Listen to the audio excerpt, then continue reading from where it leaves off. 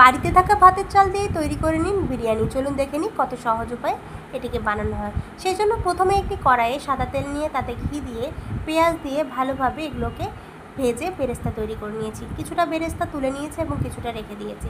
তারপরে চিকেন এবং আলু দিয়ে ভালোভাবে এগুলোকে লো ফ্লেমে 5 মিনিটের মতো ভাজা ভাজা করে লবণ হলুদ দিয়ে আবারও 5 মিনিটের মতো কষিয়ে নিচ্ছি। তারপরে দিচ্ছি টমেটো, আদা, রসুন, জিরে একসাথে বাটা, টক দই আর শুকনো লঙ্কার গুঁড়ো দিয়ে ভালোভাবে কষিয়ে নিচ্ছি। কষানো হয়ে গেলে তারপরে কিছুটা কেওড়া জল অ্যাড করে এবং বাড়িতে তৈরি বিরিয়ানি মশলা অ্যাড করে ভালোভাবে কষিয়ে এর মধ্যে জল দিয়ে ভালোভাবে ঢেকে সেদ্ধ করে নিতে হবে প্রপারলিভাবে।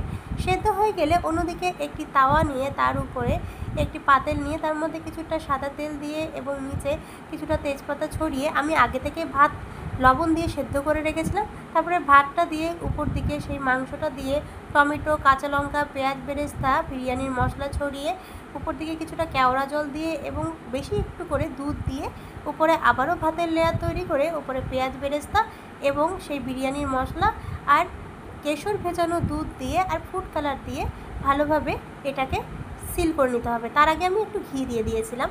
তারপরে এটাকে সিল করে মোটামুটি 15 থেকে 20 মিনিটের মতো দমে রাখতে হবে। তাহলেই তৈরি হয়ে যাবে আমাদের এই সুস্বাদু ভাতের বিরিয়ানির রেসিপি।